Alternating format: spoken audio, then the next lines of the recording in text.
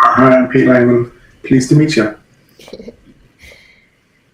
Can you tell me a little bit about your diagnosis, please, if you don't mind? About why I was diagnosed and what led me to investigate. Yeah, definitely. Well, there were two things that started happening when I was about in my late 30s. One was when I was doing a lot of martial arts and I started getting hit by people who shouldn't be hitting me. And my form started going, and I wasn't quite sure what was going on there. So that was one thing. And the other thing was that I used to be a professional musician, a guitar player, and I decided it was about time I picked up the guitar again, having not played it since I was 30. And I mean, literally, I put it down when I was 30, put it down, didn't pick it up again for 8 years. And I picked it up and started playing it, and it was wrong. But it wasn't rusty wrong. It was something coordination. There was something that was just not working properly at all in my body. And so I went to my GP and said there's something going wrong here. And we had an investigation, did all sorts of stuff, came up with absolutely nothing. And then I was at my mother's 80th birthday party. By this point, I'd got bored of explaining to people why I'd stopped being a musician. And I started doing this. I started saying, look, it's very easy. This is my right hand. This is my left hand. Yeah. And they understood that. And so I did this at this party. And my uncle, who was a professor of medicine, ushered me over, said, you need to see a neurologist.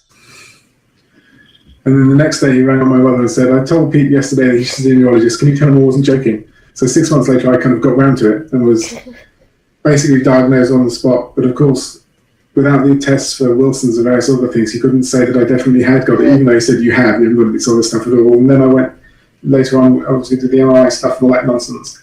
When I wasn't diagnosed there either, I was just told that I was going to be put on these drugs. Which I replied, so are you telling me I've definitely got Parkinson's? And this neurologist said, oh, didn't I say that? And I'm like, no. No. That was quite interesting. I think a lot of the time it is a case of diagnosis by ruling out other stuff with Parkinson's. Well, absolutely, but I mean, the thing that was weird was that they decided that all the other stuff had been ruled out. So she was saying, we're going to put you on these drugs, but I hadn't actually said the words. I mean, and as you know, the words are really quite important. Yeah. Because they change everything, don't they? It's really quite weird. You go from being a person to a symptom, a set of symptoms, and a patient, and it's really odd. You are literally the same person as you were when you left the house that morning, but suddenly you're not. You're different. Yeah. It's really quite odd. Yeah, it's weird. It's a really interesting way of putting it, actually. Really interesting way of putting it. How long ago was that? I was diagnosed 10 years ago in January, so 2008. Okay. So, during that time, is there kind of one symptom that troubles you more than others? Is there something about Parkinson's that really... I mean, I know it's annoying in general, but... in every way, shape and form. Is there one thing that kind of really bothers you about your symptoms? I think probably the walk. The walk is the thing that really pisses me off because it's the thing that's obvious and it's the thing that people talk about in the street, the thing that people point and laugh at, and it's the thing that makes me most angry. Not it is itself that kind of it's annoying in itself, but it's the thing that sets me apart from other people that people pick up on. Yeah. That's probably the most annoying thing. There are lots of other things that irritate me. The fine motor control is very difficult because typing and I write is I'm quite slow. I'm quite a slow writer. So with you work as a writer still, I'm guessing. Yeah. So how over time have you kind of found any ways of working, any kind of tools or hacks or software or anything that you now use that help you, or do you just have to give yourself more time?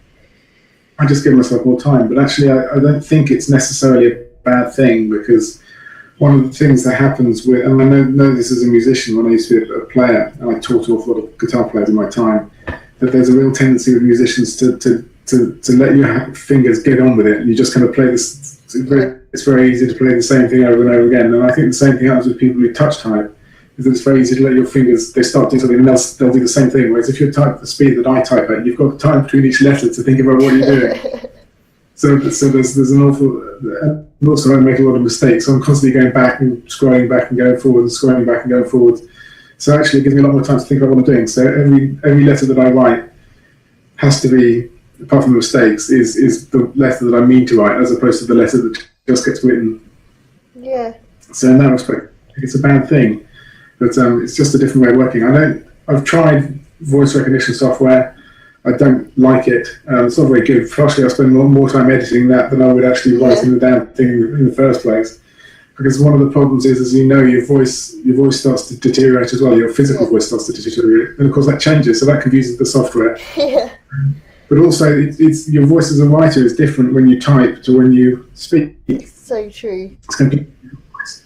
And so you end up writing stuff, and you just look at it and it's just like, that's not writing, that's talking. Yeah, I've tried doing it with stuff. I tried dictating some stuff, and it sounded more formal because I was trying to speak politely and like enunciate so that it would pick me up. Whereas actually my written style is quite sort of quite casual, and it didn't sound like me. It was weird. And well, the thing is, it is you. It's a different part of you. It's not necessarily the part of you want to be writing with. Yeah. Definitely. So do you have to work to kind of deadlines and stuff? Do you have... My world is very fluid these days, so I sometimes work to deadlines. Most of the time I'm just pootling around writing whatever deadlines I have, the deadlines that I've given myself. So the stuff I do is relatively... I mean, unless I'm editing something for publication, then generally speaking, it's all pretty fluid. So I'm not... And also deadlines don't really bother me. I can write relatively quickly in the grand scheme of things. If that makes sense. Yeah, totally. I know myself, and I was wondering if you were the same, that if I get stressed and I have a deadline, I go all fingers and thumbs and I can't type or do anything, and it just, my brain goes foggy, and the Parkinson's definitely the stress its own. As you know, I mean, Parkinson's really does go potty when you get stressed. But I'm already fingers and thumbs on my type anyway, so it doesn't make a great deal of difference. Probably helps. It probably gives you more fingers and thumbs, and then you're like balancing. I pretty much use one finger on each hand and one thumb on one hand, so I'm pretty much two fingers and one thumb typist. Yeah. I've started jabbing at my keyboard with the stylus from my touchscreen, which means that my stylus is now bent and broken, but it works well. It's just like a thing I can bash at my keyboard, so whatever way works, I guess. Well, that's it. It's all that doesn't get the words out. Yeah. So, being diagnosed 10 years ago, you said, I imagine quite a lot has happened in that time. Is there... Yes, that's an understatement. Is there anything you're really proud of that you've achieved during that time that if you kind of, when you were diagnosed, if someone had said to you, you would have achieved it, you know, would you have been surprised? Is there anything you kind of feel proud of? Probably, I think my cricket is the thing I'm most proud of, because it's one of those things, you know, when you have an idea and you think that would be kind of cool, and invariably 99% of the ideas that you have are ideas, and they stay ideas, and you never do anything about it. Yeah. Some of the 1% you actually go a little bit further, and then maybe 5% of the 1% you go a little bit further than that. And then generally speaking, when you finish them, they're okay, but they never live up to what you thought they were going to be. But actually, they're okay. The cricket book is better than I expected it was going to be, better than I hoped it was going to be, and it is universally loved by everyone who's bought it. And I still get stopped in the middle of games by people who say, you're the guy who wrote that cricket book. Aww. I was once at a game in Highgate where this guy came up to me and said I was just chatting to this mate of mine, and I was telling him about this great cricket book that I found. And he said, I don't know why you're talking to me, because the guy who wrote it's over there, and he didn't realise that I was there. So that's probably what I'm most proud of. Because also it's photography, prose, and also I did all the layout and stuff myself as well, so it's completely self-generated. And I've raised about just over 7,000 quid for Parkinson's as a result. Amazing. So that's also kind of fun. And it's opened a few doors, and people like me because of the book, and I get to play stupid places. Like I'm playing Balmoral this year. Cool. Because of the book. You know, and it's all because of the book, and that's kind of like, well, actually, that's quite a result as far as I'm concerned. That's really cool. And I imagine, you know, you probably wouldn't have felt spurred on to do something to raise money for charity. You may not have done the book if you hadn't been diagnosed. Well, no, I think that's true. I think there's something that I do notice about Parkies, is that we, for some reason, I don't know how true this is or whether it's just confirmation bias, but we seem to be more involved in raising money for our own condition than other people with other conditions. It's really quite weird. Lots of people raise money for people with conditions, but we seem to raise money for our own condition, which is quite odd. Yeah. And I think it's an interesting difference. I've spoken about it before and said that actually my mum spoke about it as well when I interviewed her. She said that she never thought I'd have a cause, and actually, like, it's fairly narcissistic that it's a cause that benefits me eventually, indirectly. Well, this is it. We can be selfish as well as selfless simultaneously. Yeah. Yay! Yay me! I raise money for charity, but it will fix me. So it's. I mean, one of the things, one of the reasons I did the book was that I see a lot of people. I raised some money the year before when I was batting left-handed because I just had a shoulder operation. I raised about £3,000 that year. And one of the things I noticed that when you just raise money, the money disappears, and there's another story attached to that. But the money disappears; it gets eaten up by whatever charity. The thing you did gets forgotten about, and it just doesn't have any effect anymore. Yeah. Whereas the book, the reason behind the book is that I wanted to make something that was worthwhile in itself, so that people would buy it. The money would go to charity, and then they'd still have the book. They'd still have something there that they still want to read and still want to look at, which has worked out that way. So it's really nice. It's true. I think sometimes it feels like if you're giving to charity that it kind of goes into a pot of money and you never really know what you've helped, sort of thing. They are starting to try and make it more tangible by saying, this amount of money pays for this amount of a researcher's time, or that sort of stuff makes it slightly better. But still, you never. It still drops in, isn't it? Yeah, it just kind of drops in. So, can you tell me a little bit about Slender Threads, please? Yes. Again, I wrote it for me because when I was diagnosed, I realised very quickly that there were lots of resources for therapies and what Parkinson's was and what kind of things it did to you physically and all this kind of nonsense. But there was sort of that I could find about how made you feel. Yeah. What it did to your head. And I thought this is actually really quite important. And so over the 2 or 3 years, the first 2 or 3 years after I was diagnosed, I noticed that there are all sorts of things, the way that I intellectually engaged with it, emotionally engaged with it, became quite important to me and also to the people that I met who were suffering from the same thing. So I just decided that I wanted to write the book that I wish somebody had given me when I was diagnosed. That was basically all it was. It was just entirely personal. It's not meant to be a Bible of any description. It's just saying this is me, this is how it made me feel, so that anyone who reads it can go, I can feel that, I can feel whatever I want. Actually, I can feel what I want. That's okay. Was it quite a cathartic process putting your thoughts down on paper, on screen, so to speak?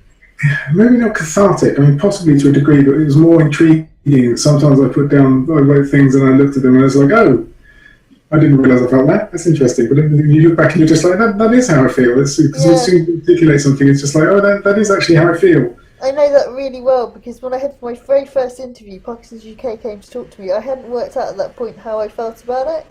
And when they asked me the question and I was interviewed and I said it, I surprised myself because I was like, I didn't know I felt like that. But it was almost like someone asking it to me and me having to come up with something quickly. I kind of realised that's how I felt, and it was really interesting to kind of have never thought about it before. But then someone else to ask you the question or to write it down or what have you, and you suddenly think, yeah, that's how I feel. It's quite an important process, I think. You think it's the thing with writing. I mean, I remember when I was doing my PhD, my supervisor was writing a paper and I said, what's the argument? He said, I don't know, I haven't written it yet.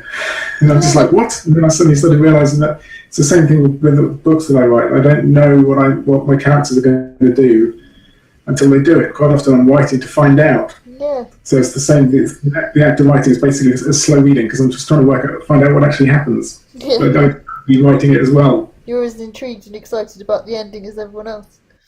Yes, absolutely. Even though I technically know what it is, I know that that's not necessarily going to happen because I know characters can be really little buggers. It's cool. So I'm guessing in your sort of 10 years you've picked up some sort of tips and advice and things that other people have passed on to you. Do you have anything that you've learnt or that anyone else has passed on to you that you would share with a newly diagnosed person or their family? There's so many and so few simultaneously. It's difficult. Don't panic. Yeah. Probably the first one. Don't get angry. will be the second one, because I see so many people who are so furious about getting Parkinson's, and it's not going to do any good. You're just going to get, we have little enough energy as it is, and actually it's just an awful waste. You can send it somewhere more interesting. And the other thing that I'd say, and a lot of people disagree with this, but I don't fight it, because my attitude is that you can't fight something that doesn't obey your rules of engagement. You can't fight something that doesn't care whether it wins or loses, because you're only ever going to lose. So what I do is, if it wants to go over there, Parkinson's is over here, I'll go over here, thank you very much. I'm not going to go down there, there's no point. If it's something that I have real trouble doing, unless I really, really must do it because I want to do it itself and it's just difficult, and I find a way of getting over it. But if it's just something that Parkinson's is stopping me from doing, well, you know what? Stop that. I'll go and do something that I can do. And I don't see the issue with that, unless it's something that I really want. I play cricket a lot, and I'm not very good. I'm not very good at the best of times. Parkinson's sometimes makes it really bloody awkward. But there's something that I really enjoy, and it's something that makes me feel very good. And so I find ways of getting around it.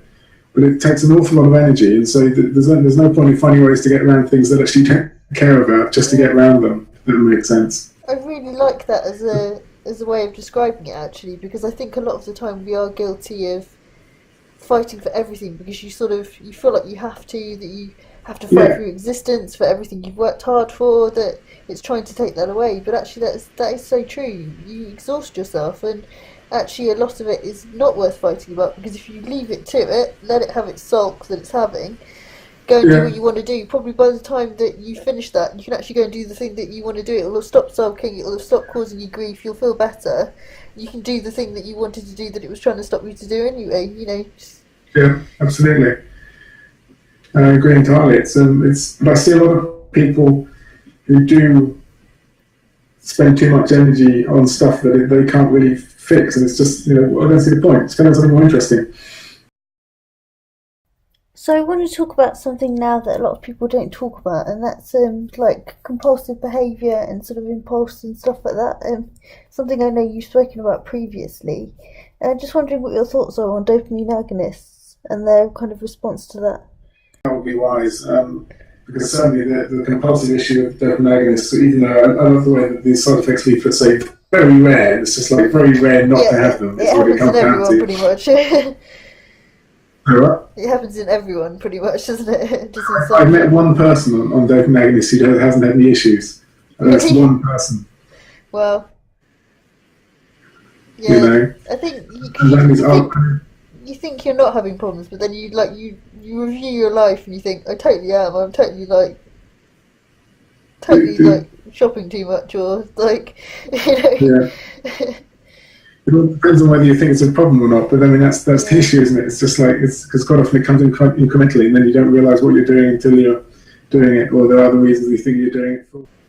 The day that I was diagnosed, I got in my car, I stacked up this great slab of pills on the passenger seat, turned the radio on, and the advert on Radio 4, because that's the kind of man that I am, was talking about Panorama that evening, which was discussing a bunch of patients in Germany who were suing the manufacturers of a Parkinson's drug because of the complications that are caused with compulsive behaviour. Oh, excellent. I'm listening to this and I'm looking at the drugs on my thing and I'm thinking, they're the same bloody ones. Okay, this could be a fun adventure.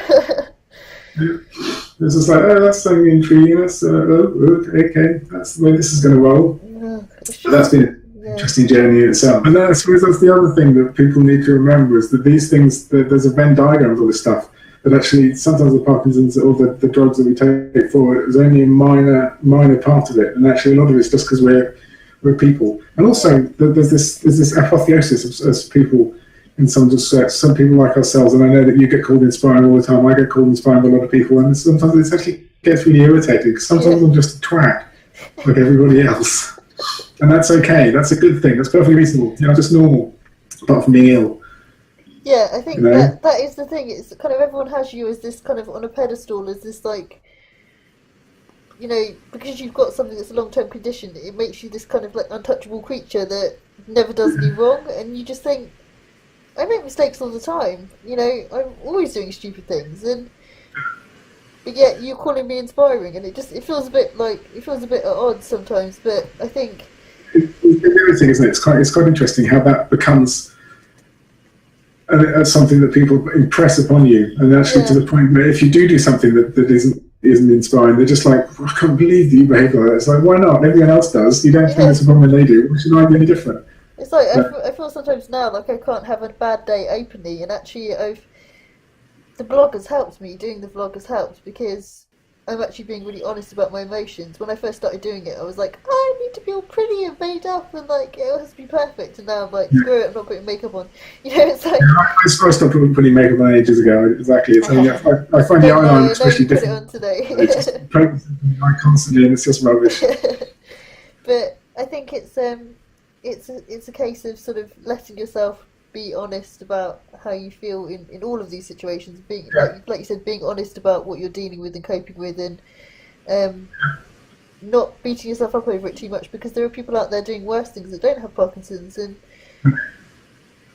living in the same way and don't have Parkinson's. And Parkinson's is something, I think it kind of awakens something that's already slightly in you. If you're like, you know, slight compulsive tendencies, it does definitely not help. Well, I don't know whether that's the Parkinson's or the drugs, but also there's the other thing with that, of course, is that when you have a diagnosis like we've got, and we know that there is, you know, we're on a limited timescale in various ways, and you know our time of efficacy, potency, one might say, is actually relatively limited. Though of course we don't know how limited. There's a little part of it, and I suspect you've gone through the same thing too, that stops you worrying and makes you go, fuck it, I'll do that. Yeah. Because, you know, I've never done that before, I'm going to do that now. I'm going to climb this mountain, if I can, and do this, I'm going to do that. I'm not going to say I might do it in a couple of years. Sod that. Yeah. There isn't a couple of years to worry about. And that comes down to kind of sexual activity as well. There's the same thing applies, I think. You just get into this position where you think, well, you know what, why not? Yeah. And that's what I've heard, anyway. And like with, you know, spending money and stuff like that, you get to the point you stop kind of worrying about the future so much. You just yes, when I need pension. Do I really need a pension? Well, not really. It's not really going to be an issue for me. So, I mean, of course, we'll all be laughing the other side of our face if they cure it next week. We'll just like, damn it! Now what do we do? Damn, we've now got to go be nice to all the people that we've screwed over, and like, you know, and actually at least we'll live long enough to do it, I suppose. And, stop eating cake. Yeah, it's that sounds like quite traumatic. And suddenly, all of a sudden, I'm like, I'm not sure whether I want a cure, and that's weird. Well, I mean, it sounds like a lot of work. As human beings, we are happiest when we're most comfortable when we know where we are. And you and I think it's fair to say, are comfortable with what we've got, and we know what it's about. We're not necessarily happy with it, but we know it's there, and there's something we can do about it. So there's no point being pissed off. You just go, well, okay, that's my lot. That's what I'm going to do. So of course, if that changes, it's just like, I mean, the point of undiagnosis would be even more traumatic than the point of diagnosis. The point of saying you have Parkinson's, then when somebody says you haven't, it's like, oh my God, now what do I do? I don't have no job anymore. My entire life has been based around this for the last 10 years, and then suddenly that's taken away. That would be kind of bizarre. Yeah, I've never had anyone talk about this before, though. I work for the charity. There would be no charity anymore. I, you know, speak on it and stuff like that. I'd have to find like a new job and new hobbies. It's quite sad, really. But I need to make my life a little bit less around Parkinson, just for when the day comes, so I'm ready for other things to do.